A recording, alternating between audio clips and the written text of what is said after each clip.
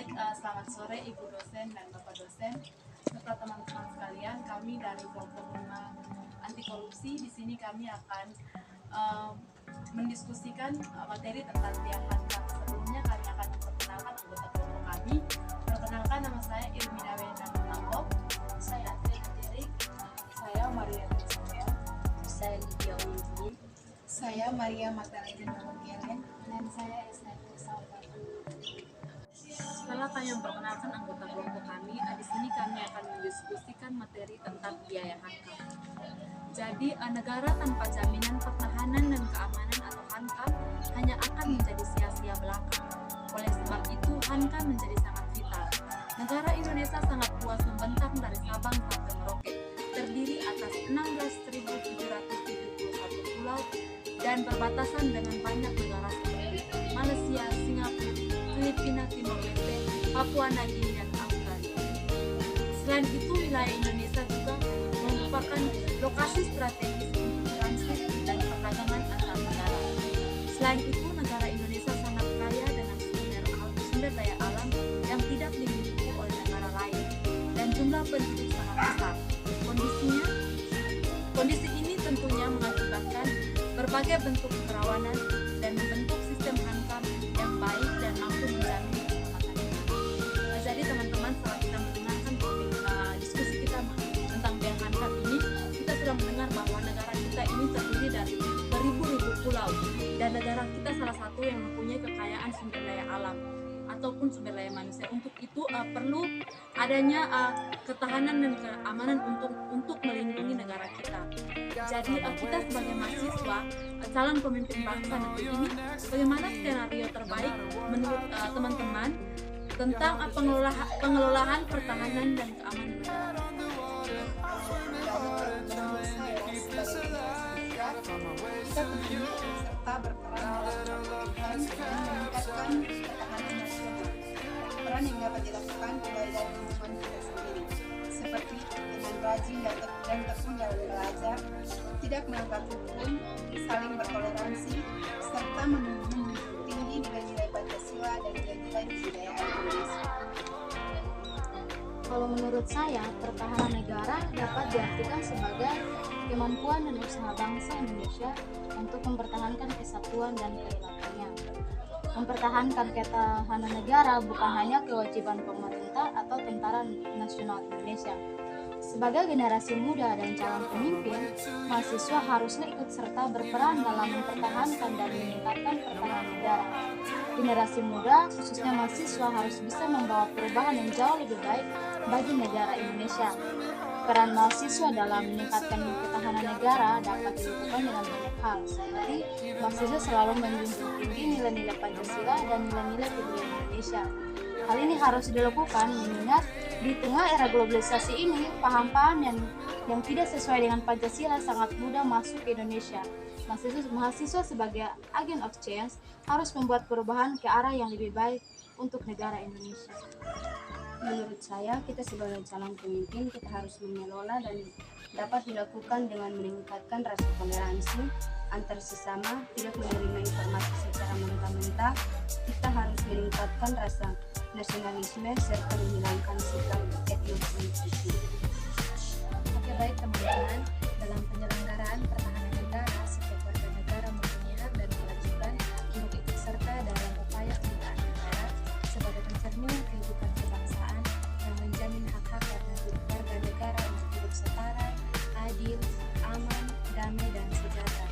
Jadi di sini menurut saya, kita sebagai calon pemimpin masa depan negeri ini, pengelolaan pertahanan dan keamanan negara Kesatuan Republik Indonesia harus dimulai dari setiap warga negara itu sendiri, di mana pendidikan kewarganegaraan merupakan dasar yang tidak boleh kita lupakan karena sangat besar dalam pengaruhnya dalam kehidupan bernegara. Nah, menanamkan cinta tanah air pada diri sendiri atau menanamkan cinta tanah air pada diri setiap warga negara merupakan hal yang wajib untuk dilakukan, di mana pengabdian sesuai dengan profesi juga merupakan bagian dari bela negara. Ketika kita melakukan segala tugas profesi kita dengan bertanggung jawab, maka kita turut serta dalam upaya pertahanan negara kita. Oke, baik, setelah kita mendengarkan beberapa pendapat dari teman-teman bahwa skenario sebagai mahasiswa dalam mempertahankan mempertahankan keamanan dan ketahanan negara kita ini, kita bisa mulai dari masyarakat kita, lingkungan sekitar kita, atau diri kita sendiri, dengan berlandaskan Pancasila dan Undang-Undang Dasar juga sebagai pedoman, pedoman kita sebagai ketahanan dan keamanan negara kita. Terus kita juga sebagai mahasiswa harus membangunkan rasa nasionalisme yang kuat untuk melindungi dan membela negara kita. Peran mahasiswa sangatlah penting dalam menjaga ikatan yang kokoh antar sesama komponen bangsa yang akhirnya akan memperkokoh ketahanan negara nasional. Peran mahasiswa yang sangat sederhana adalah memberikan contoh keteladanan yang baik sebagai mahasiswa, sebagai pemuda yang berpendidik, dan mengedepankan toleransi dan keharmonisan dalam kehidupan bermasyarakat. Sebagai mahasiswa juga harus mengembangkan inovasi dan menghargai kearifan lokal agar bangsa kita tidak tergantung pada nilai-nilai asing. Contohnya itu seperti mencintai produk dalam negeri, mengembangkan usaha dan memanfaatkan sumber daya alam dan sumber daya manusia yang ada di negeri kita. Contoh sederhananya itu menjaga lingkungan kita agar lingkungan kita tetap aman dan tentram dan tidak membedakan suku, ras, agama dan etnis. Setelah kita mengetahui bagaimana peran mahasiswa dalam mempertahankan keamanan negara kita, di sini kita masuk pada poin yang berikut, yaitu bagaimana dengan pendanaan sistem pertahanan pada negeri kita ini. Terima kasih. Sebelum kita masuk pada sistem pendanaan pertahanan dan keamanan negara, kita terlebih dahulu mengetahui apa itu anggaran pertahanan. Jadi anggaran pertahanan itu merupakan jumlah sumber daya keuangan yang dikeluarkan oleh suatu negara atau entitas lainnya untuk meningkatkan dan mempertahankan angkatan bersenjata. Itu merupakan tujuan dari pengeluaran militer sendiri adalah untuk menyediakan pertahanan militer yang kuat bagi suatu negara dan menjaga keamanan bagi para warga. Di sini dalam Undang-Undang Nomor 3 Tahun 2002 menjelaskan bahwa sistem pertahanan negara itu merupakan pertahanan semesta yang melibatkan seluruh warga negara, wilayah, dan semua sumber daya nasional dipersiapkan secara dini oleh pemerintah untuk menegakkan kedaulatan negara, keutuhan wilayah NKRI, dan keselamatan segenap bangsa dari segala ancaman. Oke, baik teman-teman, berdasarkan draft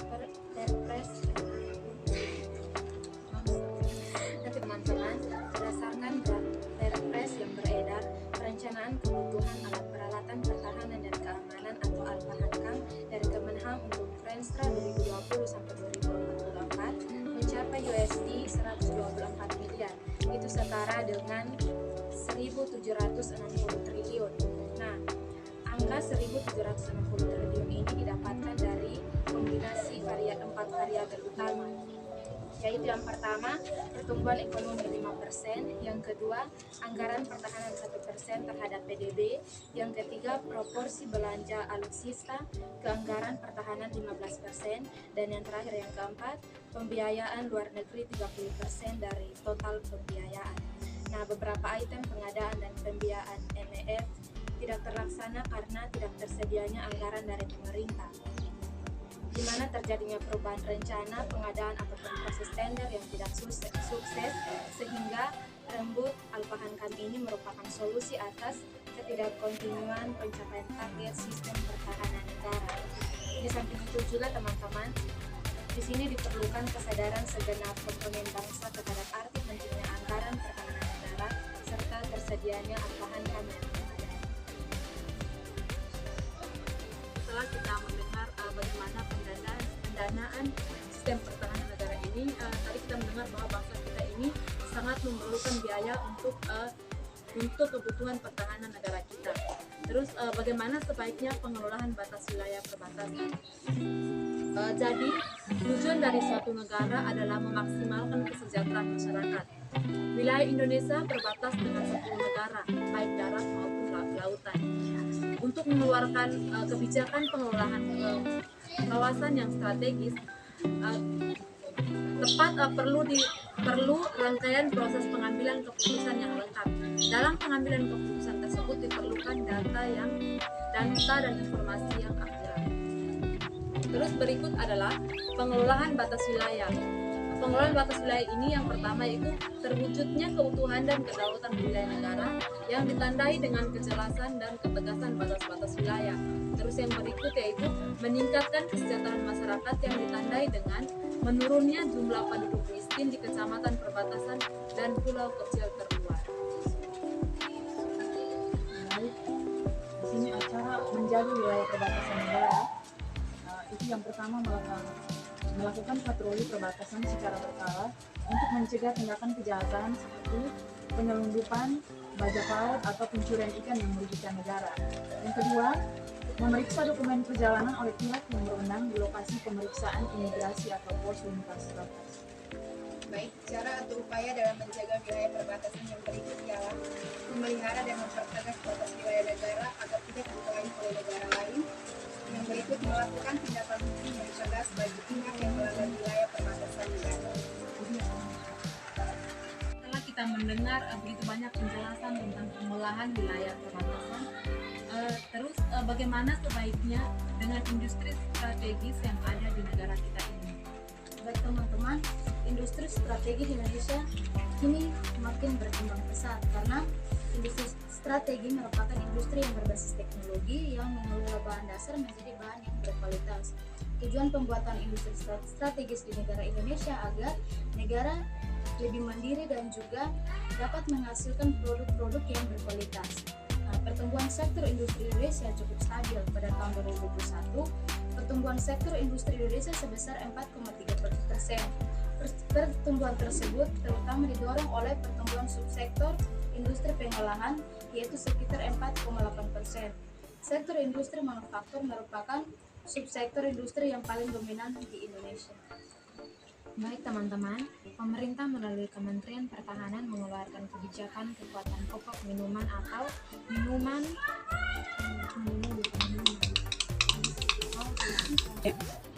Baik teman-teman, pemerintah melalui Kementerian Pertahanan mengeluarkan kebijakan kekuatan pokok minimum atau minimum essential force. Nah, pembaharuan alat utama sistem persenjataan terus diperbarui setiap tahun dan membuat industri dalam negeri bekerja keras untuk memenuhinya.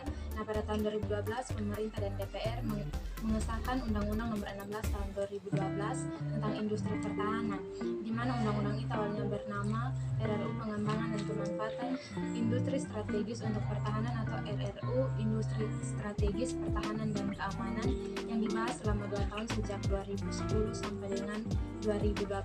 Nah, undang-undang tersebut juga mengamanatkan pembelian alutsista harus mendahulukan industri dalam negeri terlebih dahulu. Kemudian pada tahun 2014, pemerintah dan DPR mengesahkan Undang-Undang Nomor 3 tahun 2014 tentang perindustrian yang di dalamnya diatur mengenai industri strategis, di mana industri strategis ini dikuasai negara dengan cara pengaturan kepemilikan, penetapan kebijakan, pengaturan perizinan, pengaturan produksi, distribusi dan harga, dan pengawasan. Jadi di sini industri yang penting bagi negara dan yang menguasai hajat hidup orang banyak.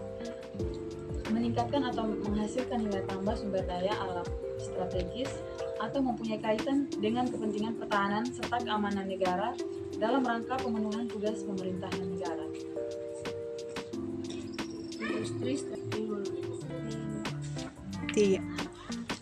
Industri strategi adalah industri pengembangan yang memproses output dari industri dasar menjadi barang bernilai tambah yang tinggi. Produk hasil industri ini biasanya adalah barang intermediate atau barang modal yang akan digunakan oleh industri hilir untuk memproduksi barang dan jasa. Setelah kita mendengar penjelasan dari materi biaya angka, dari kita mendengar penjelasan dari bagaimana peran mahasiswa dalam mempertahankan keamanan negara, bagaimana pendanaan untuk sistem pertahanan, serta bagaimana pengelolaan batas wilayah dan juga bagaimana dengan industri strategis yang ada di negara kita ini. Jadi di sini dapat kami simpulkan bahwa kita sebagai mahasiswa, skenario kita untuk mempertahankan ketahanan dan keamanan negara kita itu mulai dari diri kita sendiri. bisa berlandaskan Pancasila dan Undang-Undang Dasar itu menjadi pedoman kita untuk mempertahankan keamanan dan ketahanan dan keamanan negara kita. Terus untuk pendanaan ketahanan dan keamanan negara kita sudah mendengar bahwa negara kita ini membutuhkan biaya untuk mempertahankan ketahanan dan keamanan negara kita ini sudah tertuang dalam undang-undang atau peraturan pemerintah yang berlaku, dan sudah kita dengar tadi bahwa negara kita ini sangat minim dalam biaya ketahanan dan keamanan.